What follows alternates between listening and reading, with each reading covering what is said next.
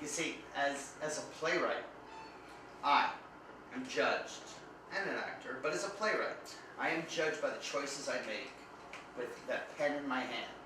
If I don't put the right words together in the right way, and the right dialogue, and the right characters, and the right synopsis, and the right storyline, and the right outline, and the right beginning, middle, ending, I've made the wrong choices. And people don't pick my plays if I make the wrong choices. Thing is, you are judged by the choices you make, by the monologues you pick. I ask you, each and every one of you here today, why do you pick the monologues you pick? And when you get up there and you do it, I say to myself, why on earth do you pick that monologue? There's nothing happening in it. Oh, because I thought it was sweet. You know what? Sweet is not going to get you the job. Do you know why people like Jane and Robert and Mary get cast? Because they take risks.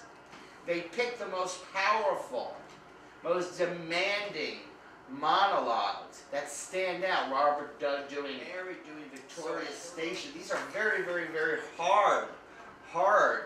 And even Robert doing conceptual Shakespeare. These are very extremely demanding, hard pieces. And they get cast because they take risks. Actors that don't take risks and settle for mediocre, that's what they get. Mediocre. And then they go home and they wonder why they didn't get cast. You know, and the minute and then when they leave the classroom here today and they go home, they'll forget the fact that I tell them, you know, this is Drama Bookshop, 250 West 40th Street. I want you to go there. I want you to look monologues that take risks, that you can risk it and put yourself out on the line. You know, I go to the Drama Bookshop once a week. I sit there for 2 hours and I review plays, new monologues, new scenes.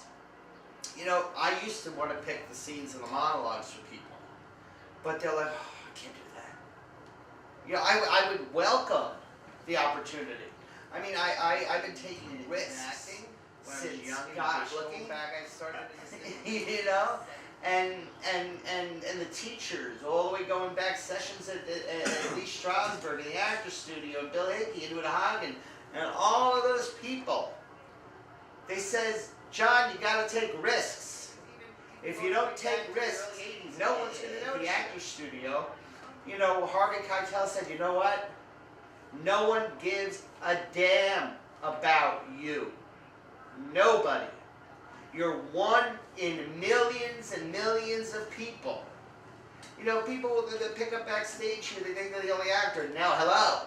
There's a couple of million people in this city alone who are trained, who are single, double, triple, quadruple threats, who are trained to blow you out of the water. You know, like I told the gentleman on the tape, the day you realize and you wake up and you say to yourself that you are an actor and you are going to take this seriously and you are going to beat everybody in not just this classroom, every classroom out of that job, is the day you start earning your PhD in passion in theater. Because you know what it is? I mean, he asked me, he goes, Joe, when you do something in class, how can you do it so good? You know, because, you know, I don't have my bachelor's. I made it by the skin of my teeth. But you know what? I learned.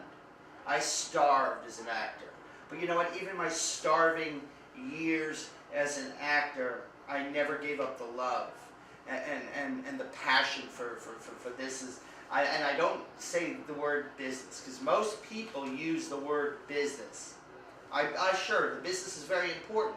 The business pays my mortgage. But you know what?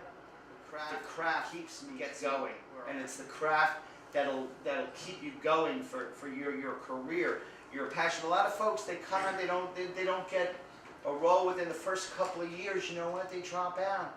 They become disappointed. They lose faith, and they drop out of the scene altogether. Folks that come and they're like, John, I've been doing acting for a year, and I haven't gotten any leads in a movie. Well, you know what? Neither have I. Me. Maybe I'm not meant to be a lead in a movie. You know what? I play the crack addict. I play the drug addict. I play Quasimodo in The Hunchback of Notre Dame. That's where it is. You know what? I tell people in my 27 years, I have the fame and the stardom. You know where the fame and the stardom is? Here. That's where you know you made it. That is top billing. Here. When you know you can step on any stage, anywhere in this world, in this country, and command that role. That's stardom. Here. And I try to instill that the day you start to realize that is the day you begin your life as a career. A lot of folks are just getting in this, and they call themselves actors. They got some time to go.